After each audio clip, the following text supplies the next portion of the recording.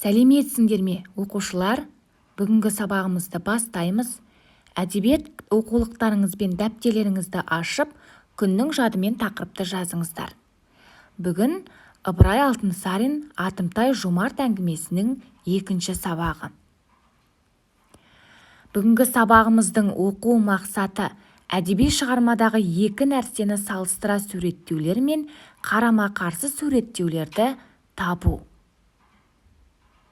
Балалар, сабағымызды бастамас бұрын алдарыңызда көрсетілген мына суреттерге назар аударыңыздар. Нені байқадыңыздар?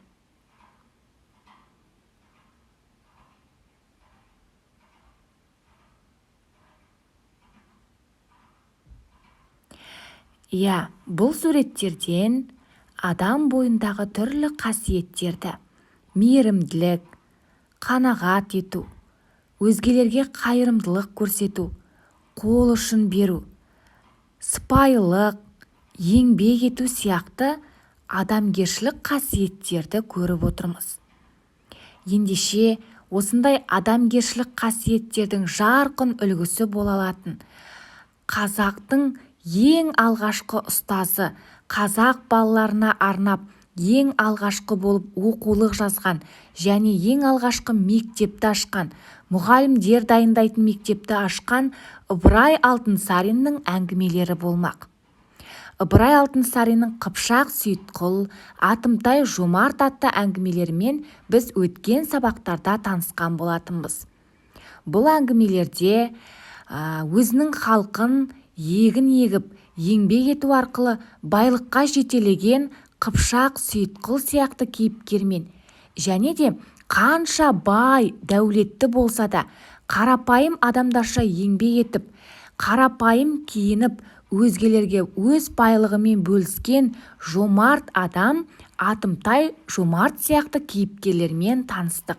Бұл кейіпкерлердің бойынан түрлі қасиеттерін өзімізге үлгі, ғибрат ретінде ала алады екенбіз.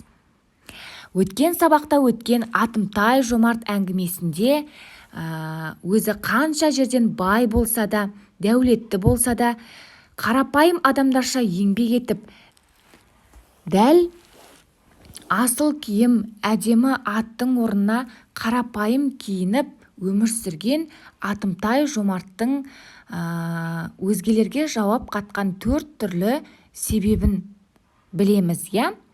Ең алғашқы себеп оның дәл осылай өз байлығын елге жар салып көрсетпей, қарапайым адамдарша күн кешуінің бірнеше себептері бар. Ең алдымен қанша дәулетті болса да адам өзін көңілінде түрлі тоқмейілсіп, масайрау сезімдері пайда болмас үшін өзгелерге, жоқ-жітікке, бейшара адамдарға барынша қолынан келгенше көмек көрсетуді, жәрдем беруді мақсат тұтқан. Яғни бұл оның қанша жерден бай болса да, өзінің шыққан тегін, өзге адамдардан ешқандай артықшылығы жоқ екендігін, барлық адамның тең екендігін ұмытпас үшін жасаған екен.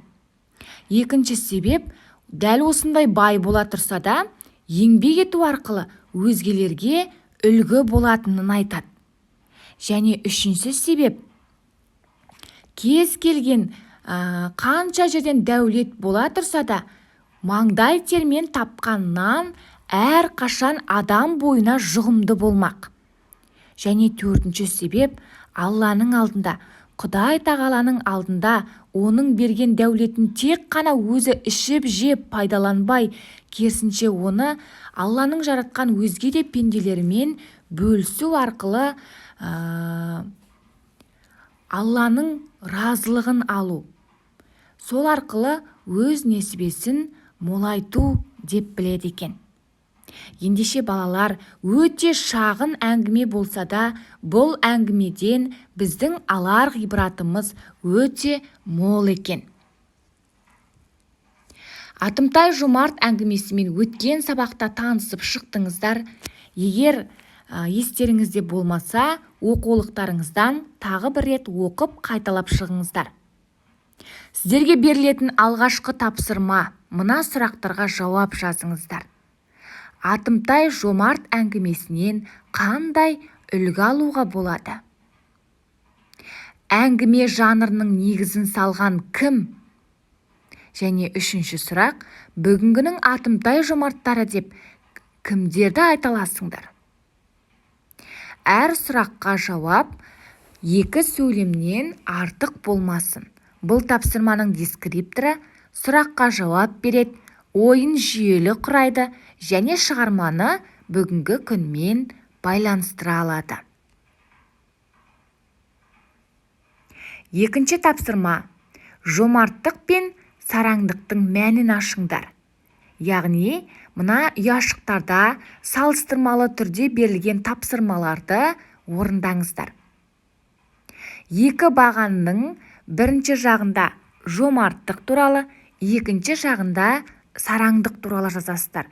Және әр ұяшықта сіздердің не жазу керек екендеріңіз, не істеу керек екендеріңіз жазылған.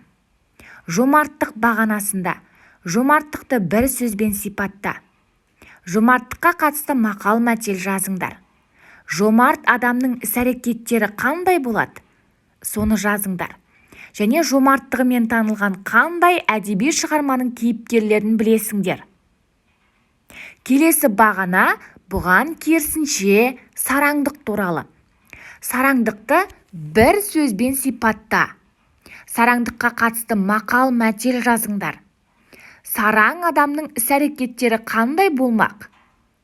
Осыны жинақтап жазасыздар. Және сараңдығымен аты шыққан қандай әдеби шығарманың кейіпкерлерін білесіңдер.